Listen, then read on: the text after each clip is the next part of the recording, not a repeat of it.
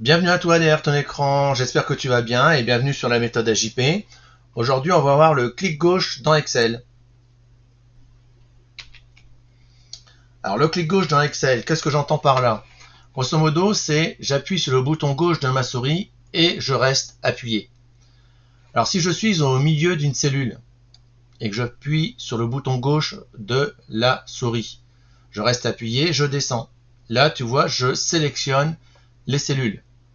Et donc, du coup, si je veux mettre en forme ces cellules, mettre en gras, centrer, mettre en couleur de fond, etc., et bien, tu vois, je le fais en un seul clic sur les commandes qui se trouvent au niveau du ruban.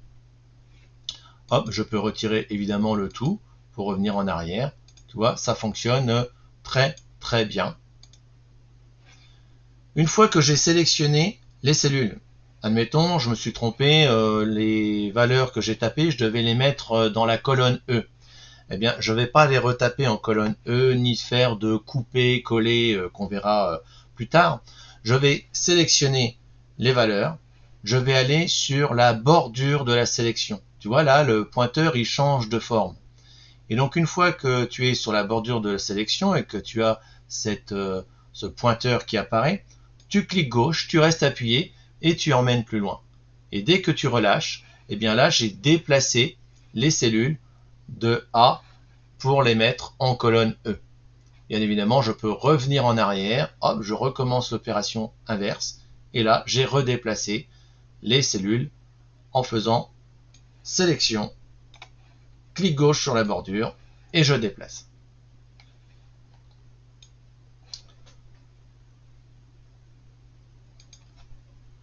Si je clique gauche sur le petit carré qui se trouve en bas à droite de la cellule sélectionnée. Alors ce petit carré en bas à droite, ça s'appelle la poignée de recopie. Et donc là, admettons, je veux écrire des 1 tout du long ici. Eh bien, je ne fais pas 1, entrée, 1, entrée, 1, entrée, 1, entrée, entrée, entrée, entrée, entrée. Tu vois, parce que bon, c'est déjà un petit peu long. Moi, je fais plutôt, je tape 1, je vais tout de suite sur la poignée de recopie, et tu vois, le pointeur change encore de forme. Je clique gauche, je reste appuyé et je descends. Et là, tu vois, ça écrit les 1 que j'aurais dû faire à la main, 1 entrée, 1 entrée. Si je veux pas écrire des 1, mais je veux écrire 1, 2, 3, 4, 5, et bien là, à ce moment-là, j'écris 1, je fais entrer, j'écris 2, je fais entrer, je sélectionne le 1, le 2, et là, je vais sur la poignée de recopie.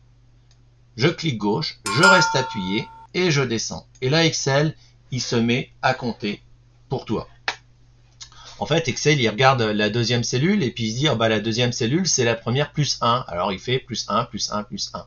Donc à partir de là, tu peux faire tous les intervalles que tu veux.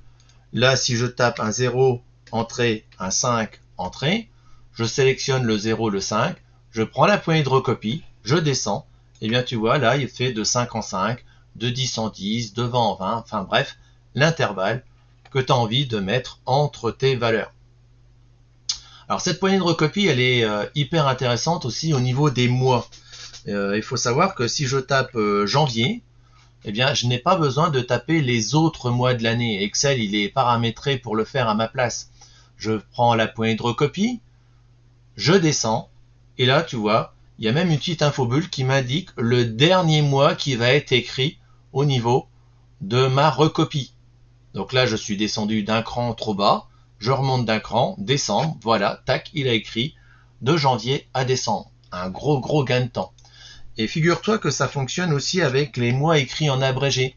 Hein, si j'écris janvier, je prends la poignée de recopie, je descends, alors je fais exprès de descendre un cran de trop, hein, et bien là tu vois, à partir de décembre, il repart à janvier. Et donc là, il a écrit les mois écrits en abrégé. Ça fonctionne aussi pour les jours. Si tu tapes lundi, poignée de recopie, tu descends, et bien là tu vois, il écrit de lundi à dimanche. Et évidemment, arrivé à dimanche, il recommence à lundi. Et si tu tapes l'un, alors l'un point ou l'un tout court, hein, ça fonctionne, et ben tu prends la poignée de recopie et là il t'écrit les jours de la semaine écrits en abrégé. Donc ça fonctionne très très bien et c'est du gros gain de temps au niveau de la saisie dans tes tableaux. Alors là, tout ce que je te montre, hein, je te le montre du haut vers le bas, mais ça fonctionne bien évidemment aussi de la gauche vers la droite. Tu vois, ça fonctionne très très bien.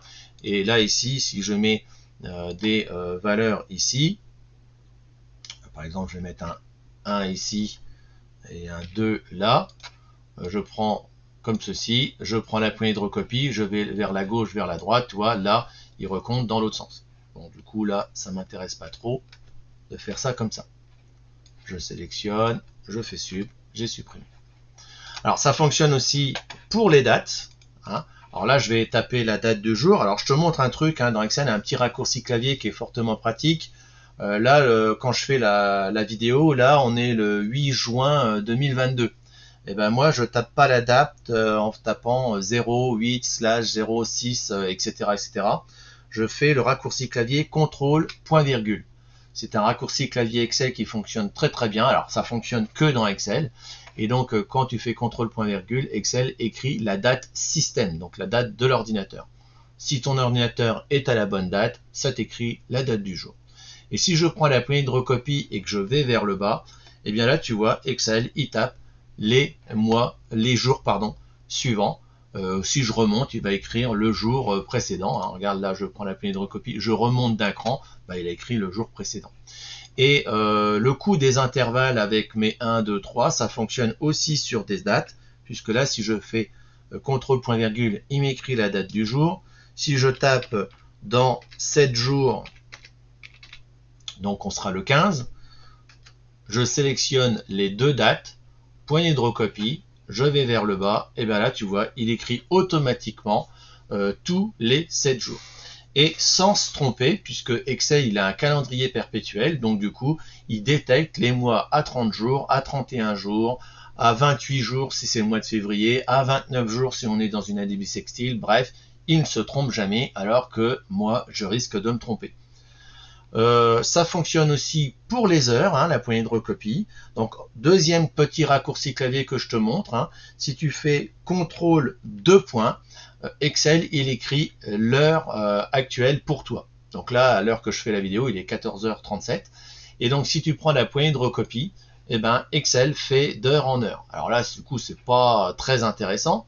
Donc du coup, regarde, si je fais 7 heures, si je tape 7 heures et puis ensuite je tape 7h30, je sélectionne le 7h, le 7h30, poignée de recopie, je vais vers le bas, Excel crée automatiquement, tape automatiquement les autres heures espacées toutes d'un intervalle de 30 minutes. Et évidemment, je peux faire des intervalles de 15, 20, de 5 minutes hein, si j'ai envie.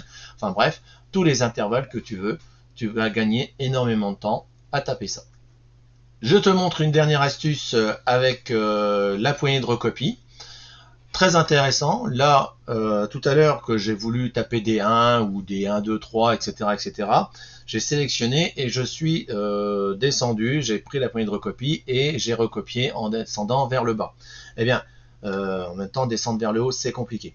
Et donc, du coup, là, je te montre un petit truc. Regarde, je tape 0, 5, je sélectionne le 0, le 5, et là, au lieu de cliquer sur la poignée de recopie et d'aller vers le bas, je vais faire un double clic gauche avec la poignée de recopie. Regarde, double clic gauche sur la poignée de recopie.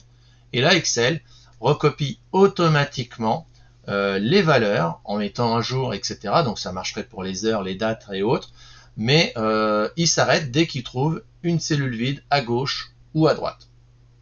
Donc ça fonctionne très très bien sur des grands listings pour recopier des formules hein, sur des centaines de lignes. Je clique pas en attendant d'arriver en bas. Je fais un double clic sur la poignée de recopie. Voilà, je crois qu'on a fait le tour de cette poignée de recopie. Je pense ne rien oublier, sinon je ferai une autre petite vidéo. Donc n'oublie pas de t'abonner. Clique sur la petite cloche pour avoir les notifications. Le petit pouce bleu pour me dire si ça t'a plu ou pas. Moi, c'est important pour moi hein, de savoir si ça convient aux gens ces petites vidéos. Et puis, je te dis à une prochaine fois pour de l'Excel, du Word ou du PowerPoint. Voilà. Allez, à plus. Salut.